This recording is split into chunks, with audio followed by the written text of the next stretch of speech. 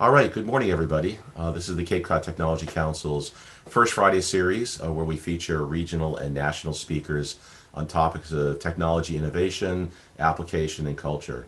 I'm CEO Bert Jackson. I want to welcome you today for our presentation with Marconi, easy for me to say, Society CEO Samantha Shartman. Just want to say that next month we have Eric LePage and Tim from Bridgewater State University who will be discussing the technology shift to online learning. And in April, we're going to be featuring Earth Tech Month. We'll have Dana Ribeiro and Nate Mayo with updates on the Vineyard Wind Project. We're going to have some other programming around sustainable energy in April as well. I want to say thank you to our First Friday series sponsor, OpenCape. They are working to build high-speed digital fiber networks throughout the region. And also a big thanks to the Cape and Plymouth Business Media. They do a lot of work helping us promote these events and getting the word out about the work that we're doing. I don't see Dale here today. Dale usually has a tip for us, but if he comes in later, maybe we'll give him a shot of doing that at the end. So I would like to now turn this over to our moderator for today, Robin Orbison, owner of Cape Space in Hyannis and Mashpee, and also the amazing chair of our program committee. So Robin, welcome. Thank you, Bert. And welcome everybody to take two of the February 1st Friday. And I'm really delighted today to welcome our guest, Samantha Shartman. Samantha is the CEO of an organization called the Marconi Society, which does a lot of things. And specifically today, she's going to be talking about their work in the field of digital inclusion. And for anybody who doesn't know, we here on the Cape have a special connection to Mr. Marconi because we have here the site of the first, I believe the first transatlantic telegraph was sent from Marconi Beach right here on Cape Cod. So we've got a nice connection there. Good morning, Samantha. Good morning, and good morning to all your viewers. Thanks so much for being with us. Why don't you, if you wouldn't mind, if you could just start out, just help the audience get to know you a little bit. Just tell us a little bit about your background and how you came to be involved with Marconi and with digital inclusion. Well, that could take us a while, but I'll try to give you the short of it. Well, let's see here. I've really worked in and around community technology for my entire career. I started out running a local festival here in the Cleveland, Ohio area called Ingenuity that we paired artists with advanced technology and did kind of community engagement festivals, made artistic displays and things like that. I went on to then work with a organization called One Community on the second largest federal BTOP program, and that was back in 2009. And under that program, it was a $19 million federal program that ran in 5 states. We connected 33,000 people in just over about 2 years. So it was a very large effort, high touch, and I ran all of the data and analytics and did the design for the evaluation of that program. Ever since then, I've worked as a consultant for digital inclusion programs across the country. I've developed tools and resources for them to do data and inclusion and be able to better communicate the narratives and impact that they've had on their communities. And that's resulted in about a dozen different reports that I've written for different organizations nationally. And then in the last year, I've only been in my post for a year. So in the beginning of 2020, I took on the executive directorship at the Marconi Society, and that's where I am here. And we're busy building programs, doing outreach, and ramping up a profile in the digital inclusion space.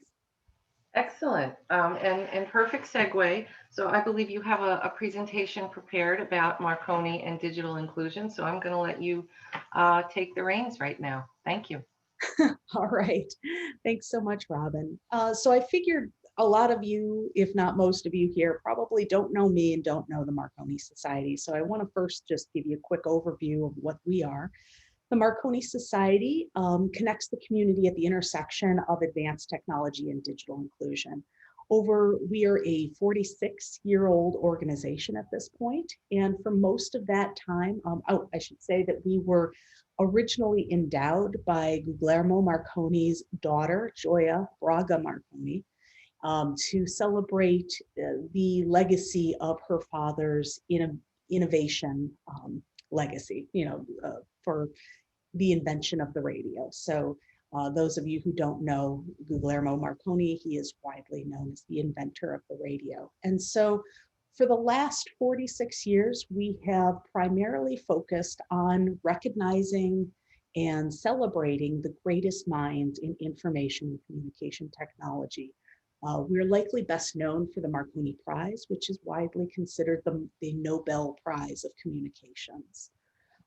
In 2019, the organization underwent a strategic planning process and came out with a focus that we wanted to take on digital inclusion as a mission. And so it was no longer enough to just merely recognize and celebrate. We actually wanted to have an impact. So I was brought on board to realize that strategic plan. So what do we do?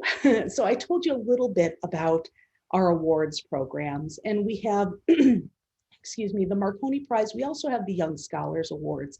I'd love to also mention that both of our awards, we are in award season right now, and so we are taking nominations.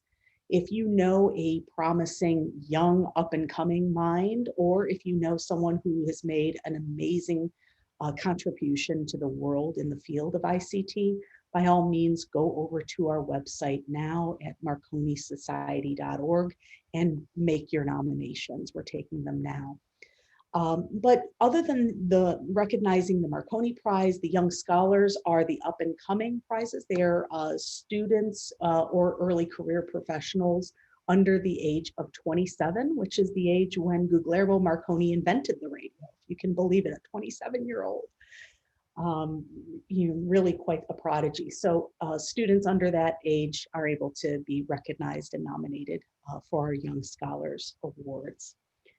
So we have our awards programs, but what else do we do? We actually liaise with our experts, our young scholars and our Marconi fellows, and we facilitate access to that expertise, for organizations, for governments, for the public in a lot of different ways. We often have given advice, we've done some consulting. We try to put out resources via our website and our newsletters that talk about demystifying certain technologies, talk about the research going on, what is the future of technology, et cetera. So we do a little bit of that.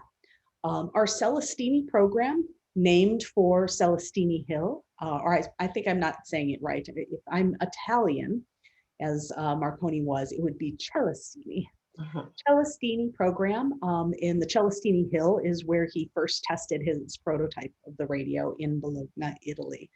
And so our Celestini program is an educational program that where we promote workforce diversity and inclusion in ICT through providing mentorship and educational experiential learning programs for students in both developing countries. We have a program now in Uganda, and we also have target underrepresented students of color and women in the US.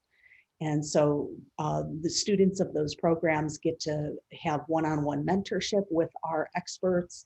We provide some programming through our network.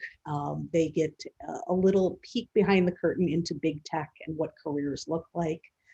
And we help them to develop novel technologies that answer a community need. So it's kind of a neat program.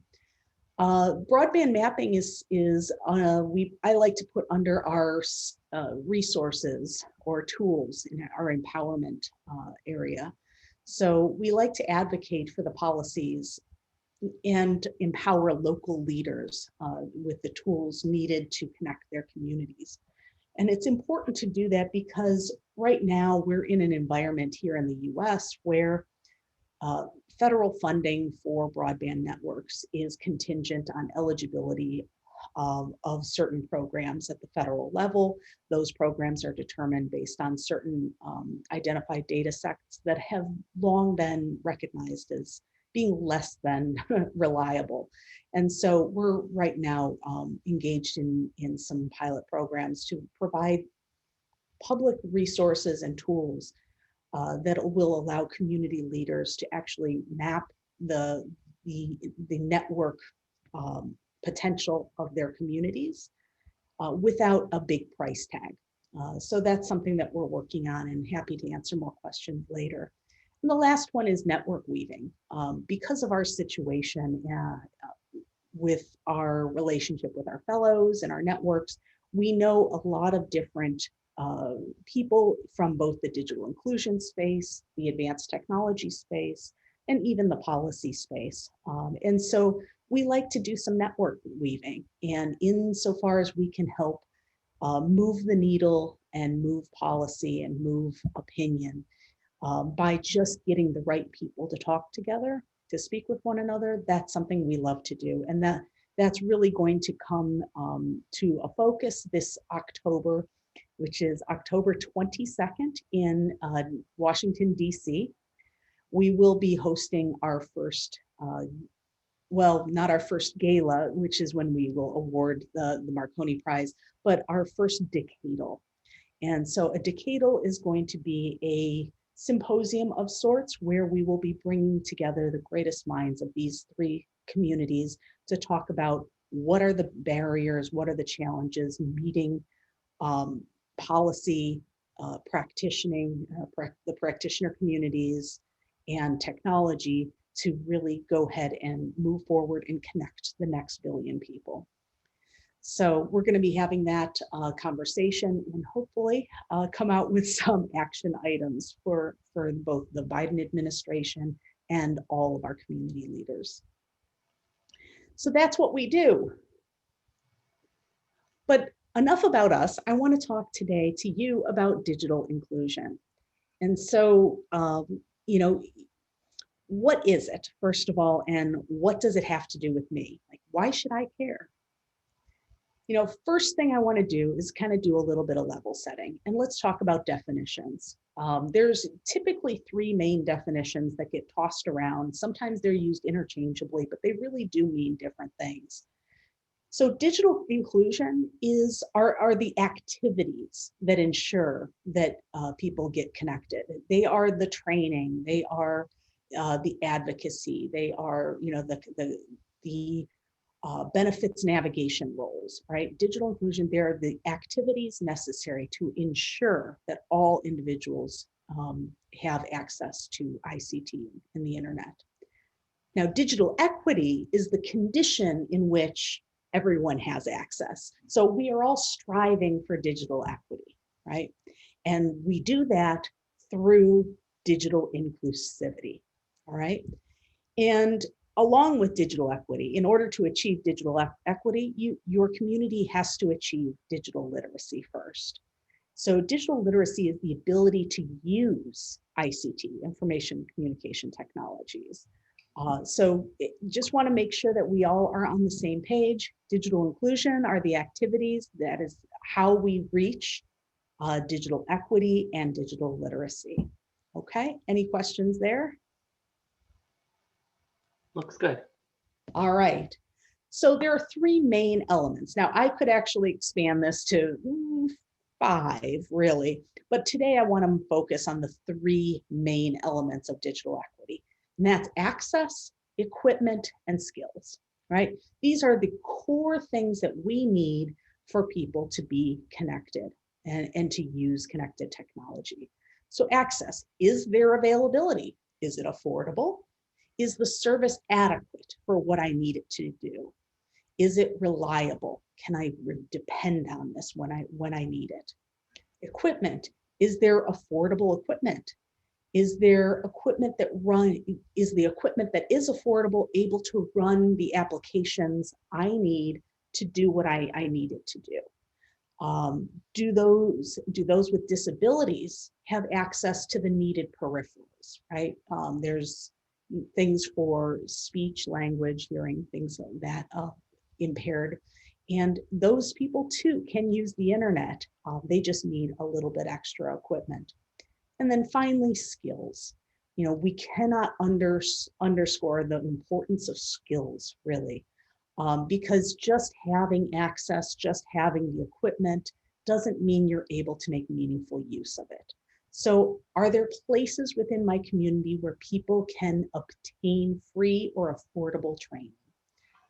Is the literacy training at the right level for the audience I need to serve? And are there, is there local tech support options, things of that nature? Because basic and new technology learners are most at risk for security, for viruses, for all of these things, because they just don't have the experience working with it enough to protect themselves. So it's something that we really need to make sure in our communities that there is an ecosystem of support to onboard people into technology. But the digital divide is real. I want to make sure, we're here on a virtual platform using our computers right now. And so for many of us, if not most of us, it's really hard to imagine that there are people out there, people in our community, in our backyard, that don't have this kind of access. So just to put that into perspective, 38% of households in the country, if they're making $20,000 or less, they have no connectivity. So that's generally the federal poverty line. Okay, and that also means no cell phones, right?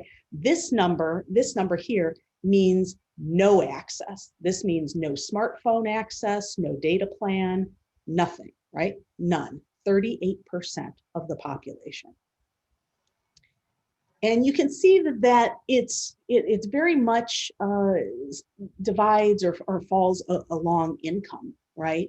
So if you are under 20,000, if you make under $20,000 for your household, you're at 38%, and that gets lower. The more money you make, the more likely you are to have internet access and equipment. Another one that we need to understand is sometimes it's not income. Sometimes it's something that we call relevancy or just awareness. A solid third of people over the age of 65 don't use the internet, if you can imagine. Now, of course, if I showed you another graph that broke that down by even smaller age increments, you would see that increases, 65 to 75 to 80 and all of that. So it certainly goes up, but a third of people over 65. And also, when we talk about households not being connected, there are 9 million school-age children. These are kids in kindergarten to 12th grade that currently lack internet access. And that's 14% of all children between the ages of 3 and 18. It's a huge number of an amount of our population that is unconnected. And if we can imagine, in the age of COVID, when everyone's been learning remotely, can you imagine these 9 million kids trying to keep up with their peers? Another thing that I want to talk about is that digital inclusion is not in a bubble, right? It doesn't just touch itself. It's not something that is a side dish, to be thought of as a separate problem. It underpins all major sectors of our economy. So, I talked just a moment ago about education. It is also the workforce. How many of you on this call are working from home these days, or at least did for a period of time. Well, you can't do that if you're not connected to the internet, and if you don't have the skills needed to use that. Healthcare, during COVID, we saw such a spotlight on the importance of telehealth and telemedicine. And, we were talking about, we have been telling COVID patients to stay home, right? Quarantine at home. And for those that aren't connected, that means that they are no longer in a doctor's care. That means that they are cut off from potentially life-saving interactions with hospitals and doctors. And that's really dangerous when we're talking about something that's really so unknown, particularly early in the pandemic. So healthcare is really important. And it also comes into focus in rural areas where people live much farther distances from, their central hospitals and whatnot.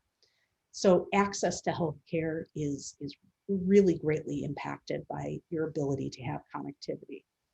And lastly, banking. We talk about, I live in a community, and I can tell you where I live, there's got to be 25 different banks within 5 blocks. But that's not the case for everyone. Because of liability and overhead and just a lot of factors that we can get into in another conversation. A lot of people that are either in A, rural areas, or B, in underserved areas, so low income neighborhoods, banks are closing because many banks assume people have access via their online portals. That they can schedule their bills, they can do their banking and transfer and withdrawal and all of that stuff online. But if you are not a member of that community, if you don't have connectivity, that means you're driving farther and farther to just be able to cash your check from work, or to do your banking, or to withdraw money and things of that nature. So it really puts up a barrier.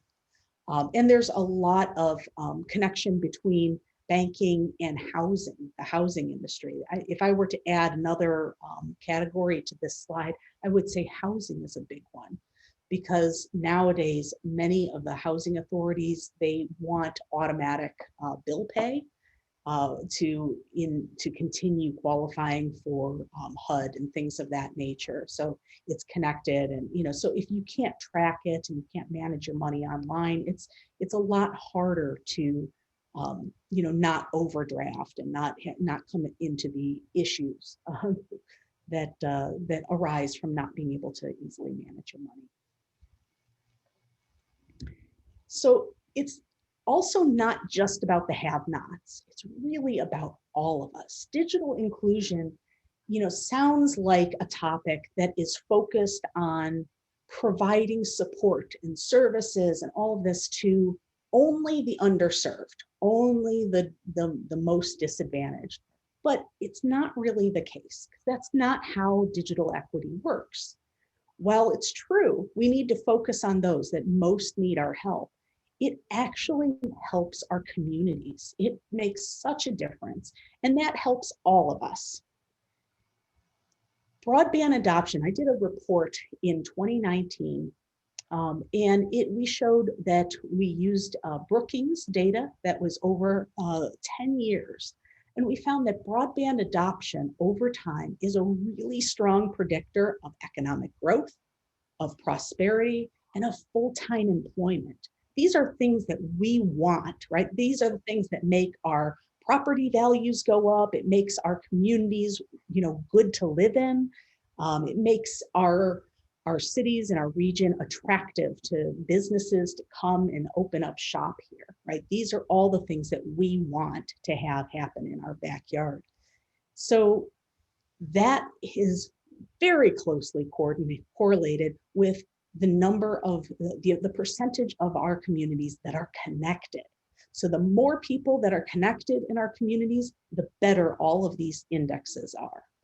And so if you can't read this slide, I'm just going to go through. Economic growth is an index that includes the change upward change in the number of jobs, the number of startups, and the overall gross metropolitan product. Okay, so these are really big things.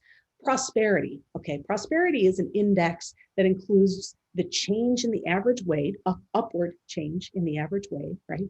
People making more money, increased productivity, and a better standard of living, right? Means that people are making money and they can afford where they live.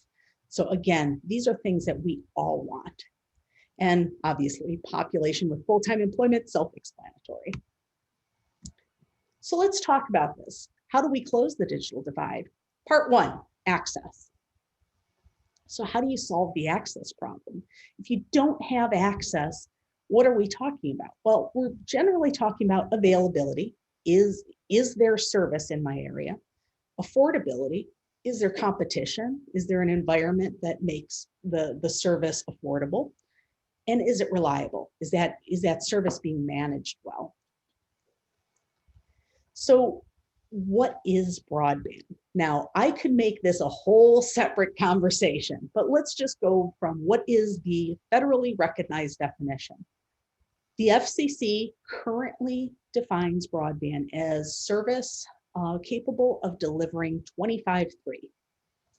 So just so you know, it's really not sufficient for a lot of uses. So if you have 25/3, you might be able to have a Zoom meeting, but you're probably going to be stuttery. It's going to, you might lose your signal from time to time. It's going to be challenging. 25/3 is difficult to maintain a reliable and consistent service quality using these kind of advanced technologies. So remote work, virtual learning, and telehealth, 25/3 is not a great benchmark for those things. Really, if we are talking about what is ideal, and you talk to our Marconi fellows, there's pretty wide consensus among those that have invented the technology, like the father of the internet, that will tell you really 100 megabit connections are what we really need to all strive for as a basic minimum service. Now, that is lofty, right? There's a lot of challenges to doing that because a lot of places across the country are far away from that capability. But if we need to think about what we want to strive for, I think it's important that we think about where we want to go, not where we are now. So what if parts of my community lack access? So the market fails. The first thing we need to understand is that this is not about, bashing ISPs or, saying, that anyone's bad, because ultimately there's a problem with the system, right? And there are two general areas that really fail the market or the business case for network investment. And those are generally low income areas where the resident income population prohibits the purchase of premium services, right? So it's really difficult for an ISP to justify spending tens of millions of dollars to invest in network infrastructure in an area where they're not able to recoup that investment through the sales of services. The same can be said for rural areas, not necessarily because of income, although many rural areas also have an income inequality problem, but it's also, they're compounded with there being a lack of population density. So there's just not even enough houses or businesses to facilitate enough accounts to offset that cost. So these are real challenges. And I should also mention here, there are ways in which we are currently trying to deal with this. So there are federal programs that provide funding and investment, loans to ISPs and telcos that are ameliorated over time, that allow and incentivize ISPs to invest in places where the business case is not able to be made on its own. So there are things that are in place, but they're not enough. There's usually just A, not enough money, and B, sometimes the eligibility of those programs and how that's determined kind of keeps the money from getting to those that need it in some cases. So what if I don't have a choice of providers? So this is another element. You know, many of us across the US live in areas that might have just one ISP.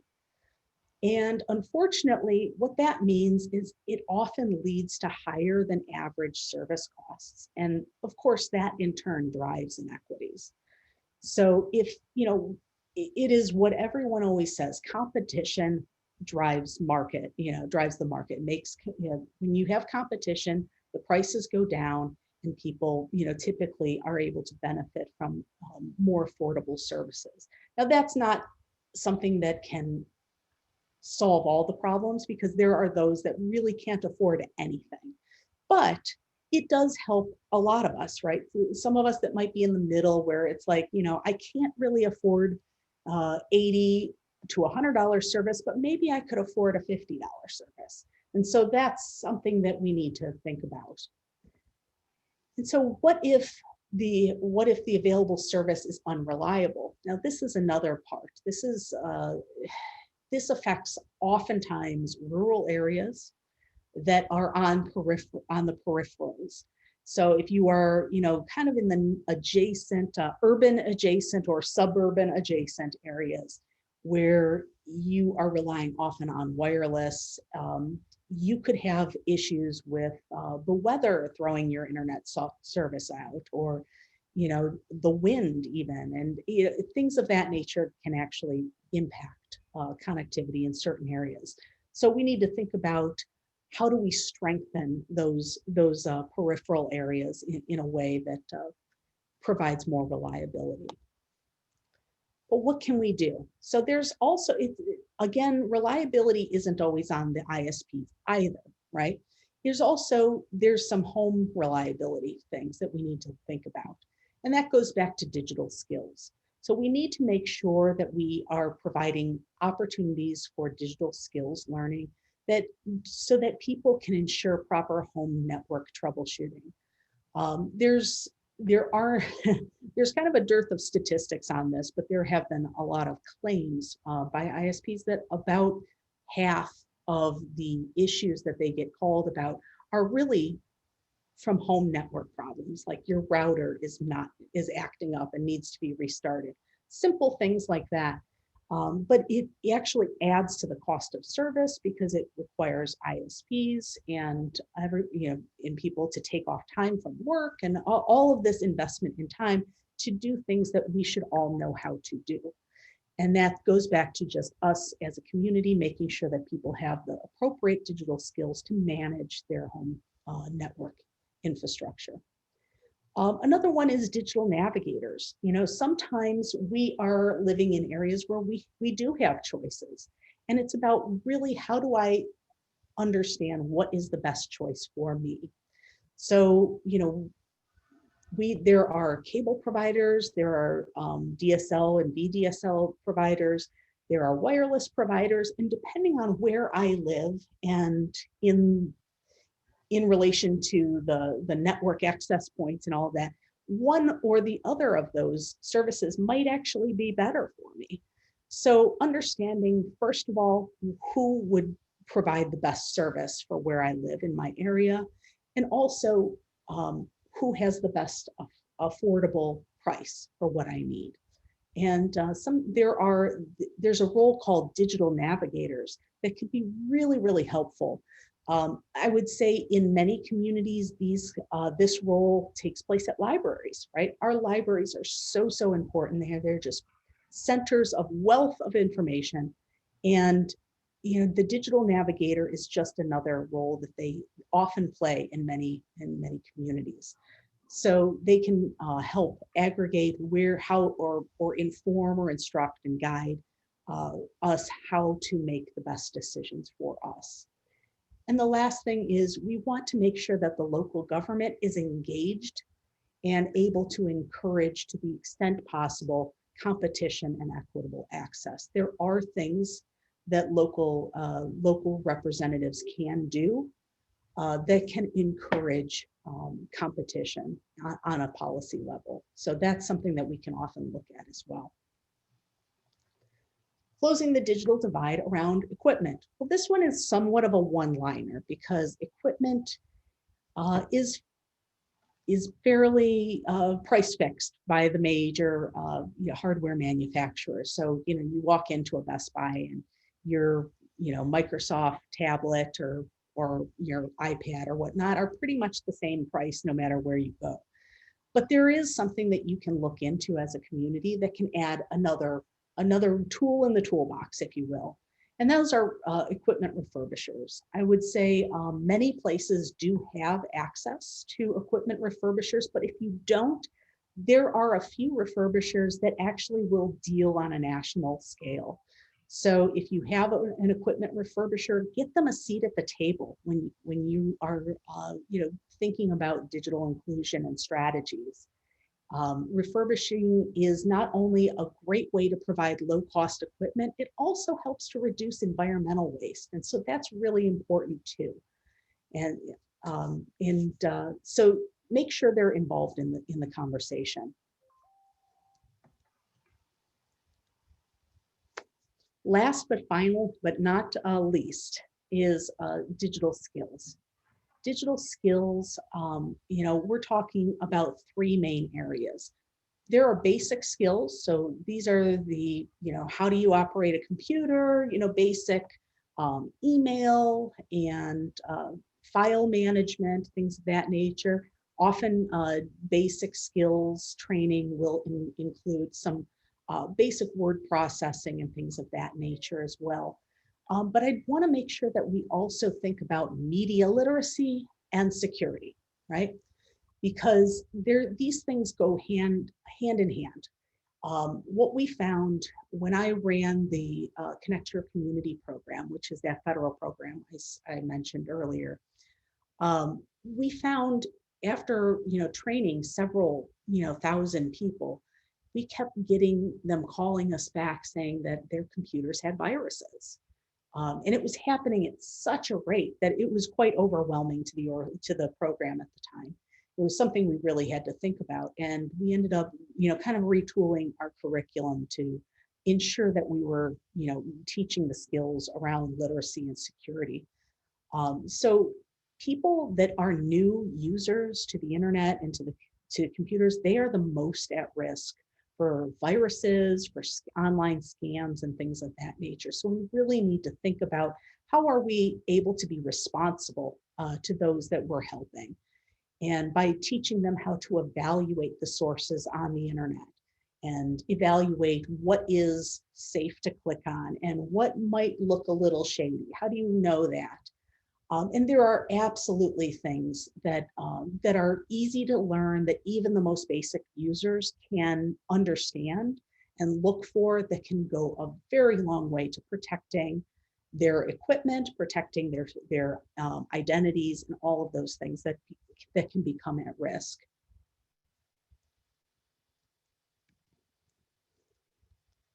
So who provides digital skills? Where are that? So this is different across most communities, right? But there seems to be some commonalities. Libraries. Yeah, you've already heard me talk about libraries. I love the library people. Libraries are, again, often the #1 source of digital skills training in communities.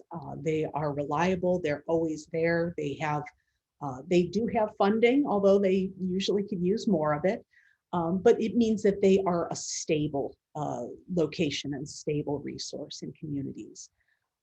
There's also schools will oftentimes, and I don't mean just your K-12 schools, I mean your local community colleges and sometimes even universities will offer training for seniors, training for communities, as a public service. Many of them do across the country. So look into your local educational systems. And of course, your social service providers. Now, this is a big umbrella, and so I had to add a few more qualifiers on the slide here. Ones that we see a lot across the country are housing authorities. You might not think of them as places, but they often are great sources of digital literacy training. Community development corporations, another one that seems to get in the ring a lot. General nonprofits, in any given community, there's often technology training nonprofits. Not all of them, but some of them do. And then of course, even block clubs often, sometimes offer these kind of resources. So it's just about, surveying your community, identifying where are these resources. So how can I help to drive support for this, right? Because this is one of the problems. There is federal funding for infrastructure. There is, business cases to be made for refurbishing operations to get, low cost equipment into people's hands. There's not really a business case to be made for providing free computer training, right? The people who need it usually can't afford to pay for it. And right now, there isn't a lot of federal or even local money for this. So what do? Because it's a need, we need to fill it. Many social service providers are willing to provide computer classes to support their constituents. I mentioned housing authorities. The reason why housing authorities often provide digital skills training is because it actually supports their home ownership programs. And that is something they do get funding for.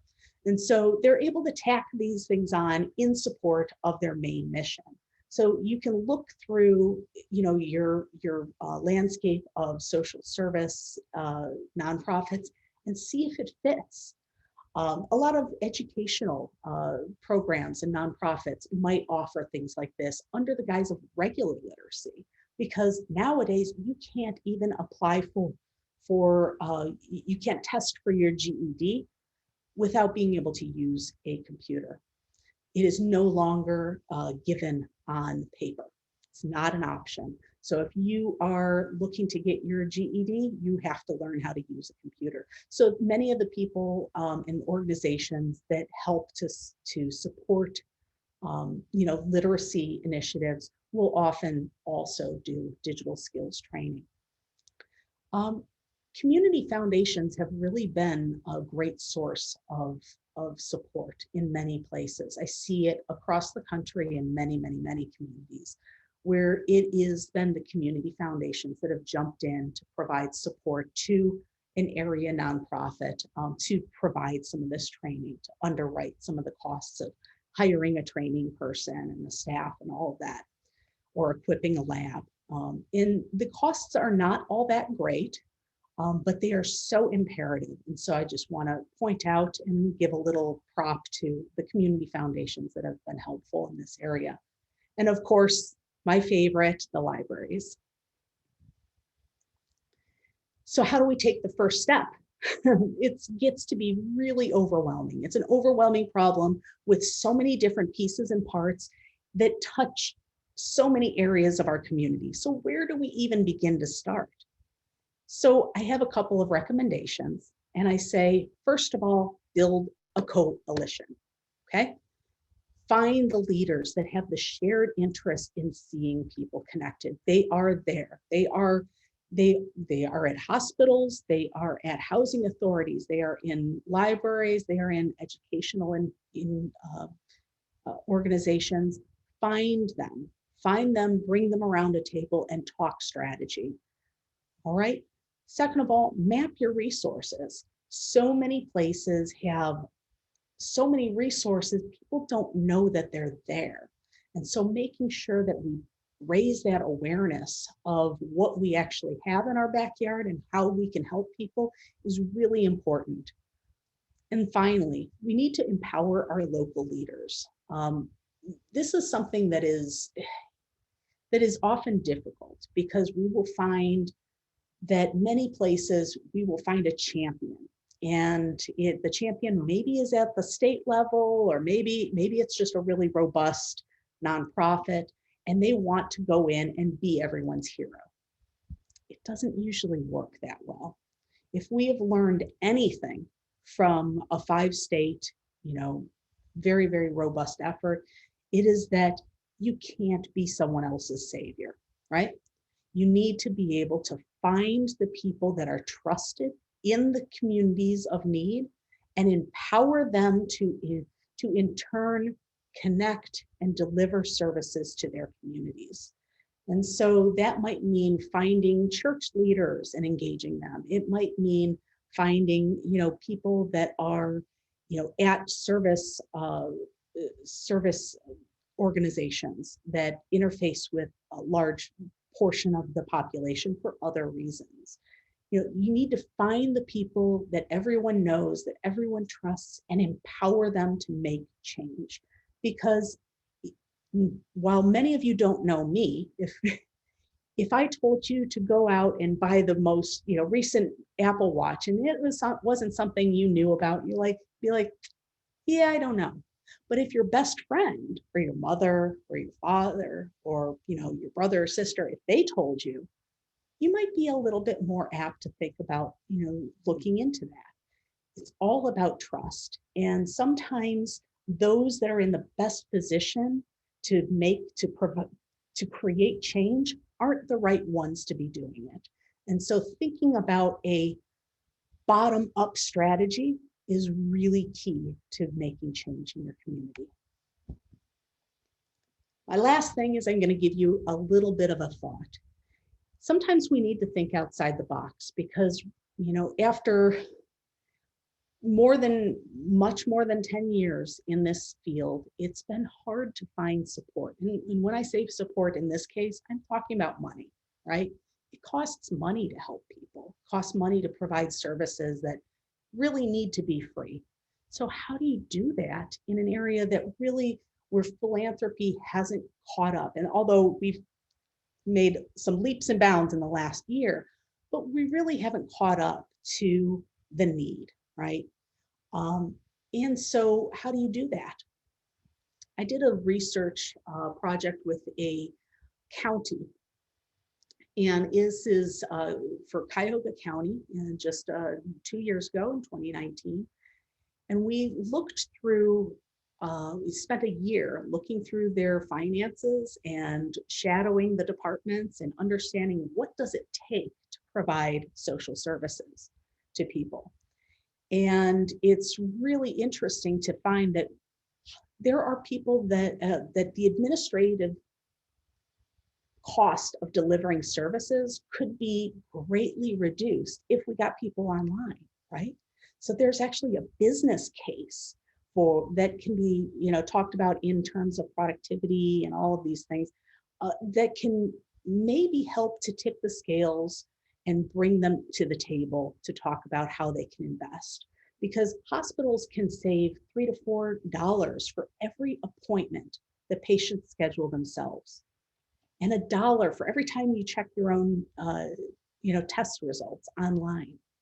States and counties, who have to deliver services and do the certification process and the recertifications usually every 6 months, they can save $60 every time that happens if we can submit those resources online. And in many places you can. It's just that those that really need to are often the ones that are also unconnected. Last, it's not just about them. Sometimes it's about us, right?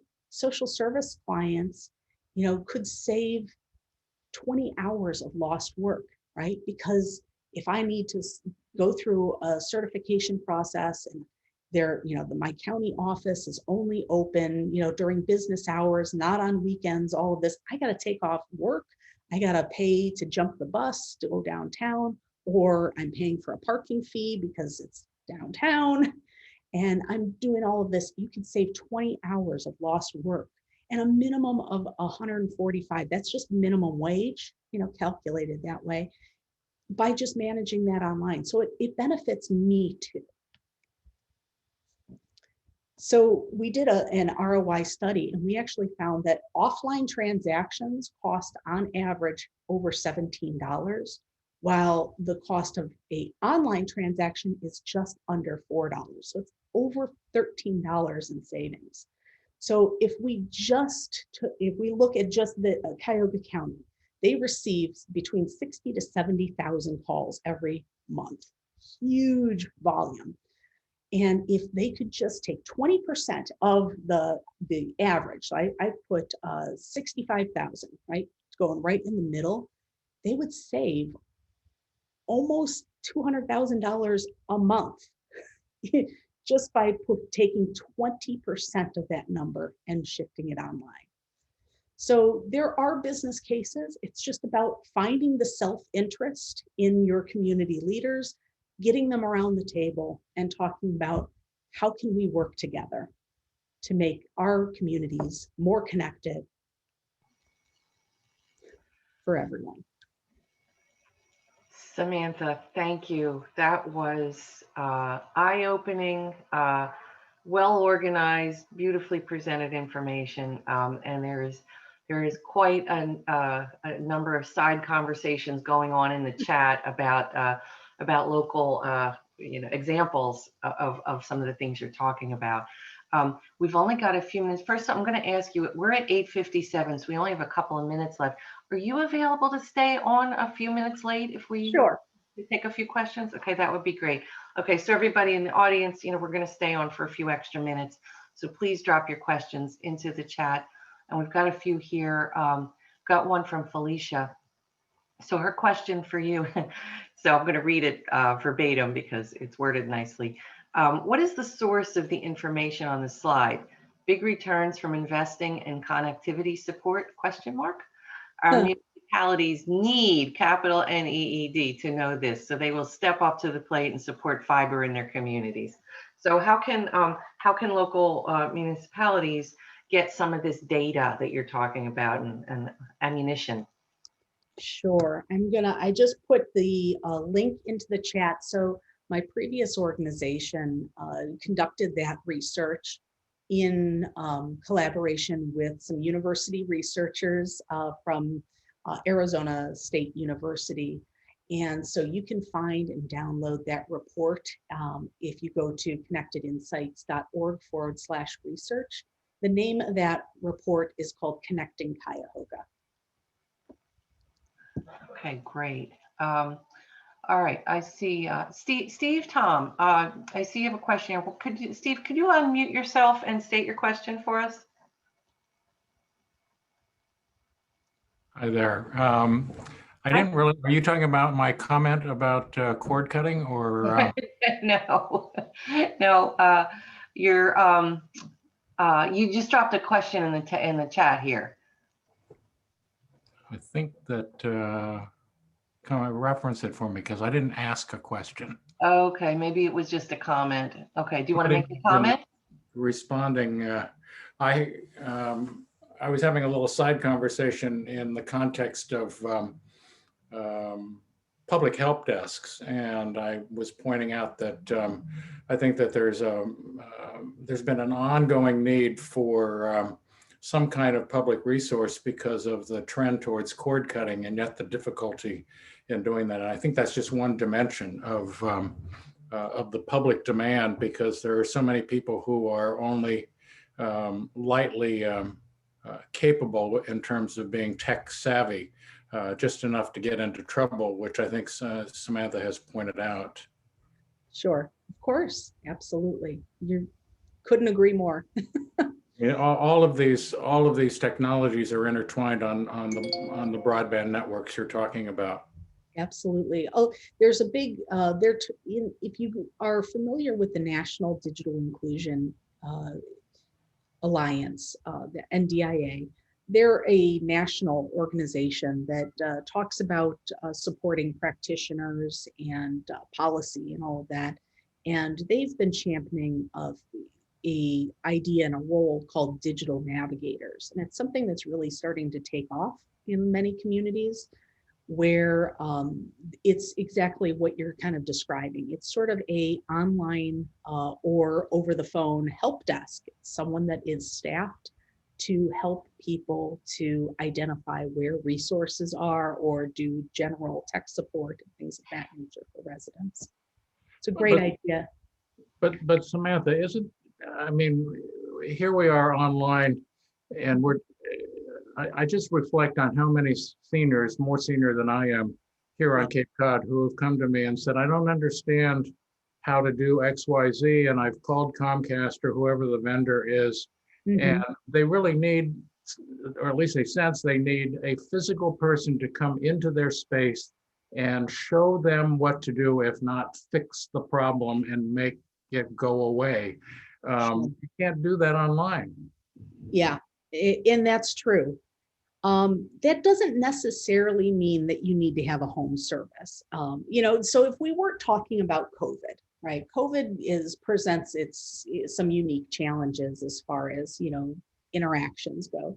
But I will say something that's really common is the use of senior centers as training spaces for the senior population. And many places, also hospitals, often have computer labs within their buildings, and they will offer training. And of course, I mentioned libraries as well. So these being community resources that are free, that have that hands-on case management style component are really where you want to go. So the idea of making that accessible to your senior population, I think that you kind of have to look at which populations, are they mobile, how close is close enough, and from a geographic standpoint and all of that, and really what level. I mean, if a senior class in their senior living community isn't enough, then are they capable of, do they need other resources? Do they need accessibility resources? And sometimes specialized training is necessary. So you kind of have to assess really where people are. And that's a great role for a trainer in your community. I think we're going to take one more question, and I'm going to ask Carol Armitage, could you unmute yourself and state your question? Sure. So the question is, it has to do with regulation, but do you think that broadband should be a regulated service? Like in the old days, phone service when the phone company was regulated, basic phone service had to be provided to everyone. So there was a fund, a Universal Services Fund, USF, that then was used to provide that service to everyone. So a service provider, Verizon, AT&T, whoever, could not say, oh, I'm sorry, you're 4,000 feet from a central office. We're not going to provide it to you. Nowadays, ISPs can say that, and they can say, you're in a low income area, you aren't going to be able to pay your bills. I'm not going to give you service. You're too far from a central office, I'm not going to give you service. So what about the idea of having it be more regulated, and instead of looking to like the Gates Foundation, a public or a private investment in something that is very basic. So in Japan, everyone gets fiber. It's funded by the government. Why should we not move to that model, even though I know there would be huge resistance? What's your thought? Oh, that is a really good question and a tough one to answer. The advocate in me says, yeah, absolutely. We should be treating, broadband like a utility, insofar as everyone should have access to it, right? Everyone, there should not be an access problem. On the other end, in order to actually do that, the amount of money that is needed, and we are going to be in the tens of trillions of dollars. Our country is bigger than most, and in many places more spread out. And so it's really hard to think about what that translates to and what kind of effort that would look like. When you really get down to the nuts and bolts of what would have to happen in order to do that. So I think that the most important thing we do is, first of all, look at the low-hanging fruits. There's no excuse for there being gaps in urban areas, for instance. Like those They are fiber and resource adjacent. And so connecting, areas in urban areas should be easy, right? We should have a model that prioritizes population dense spaces to be connected immediately, right?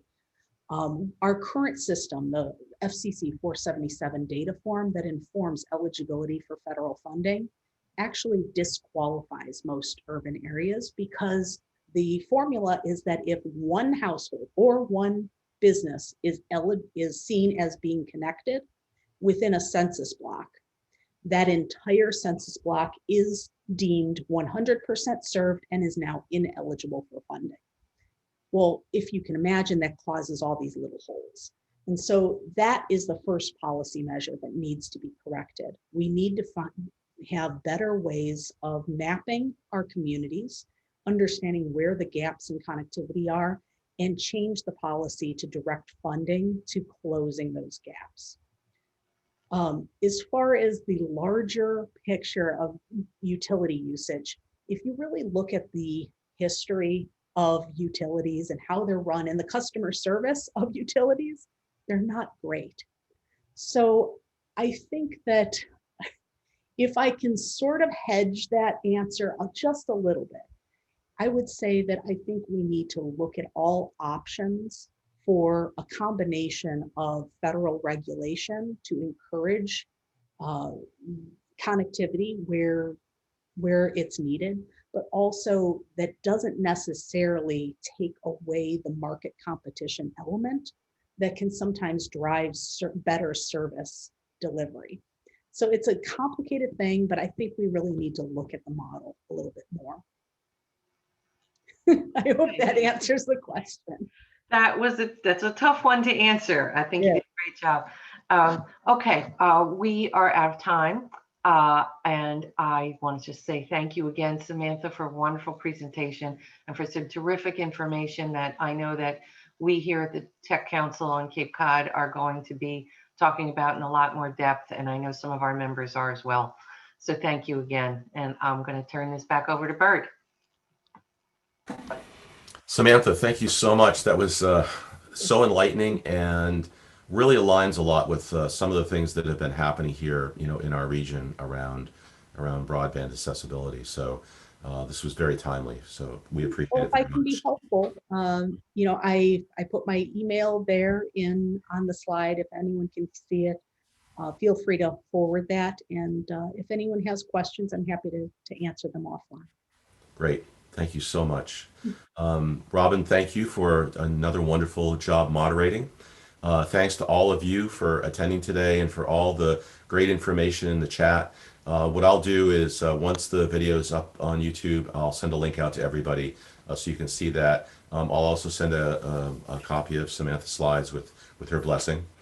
And I'll also send a copy of the chat.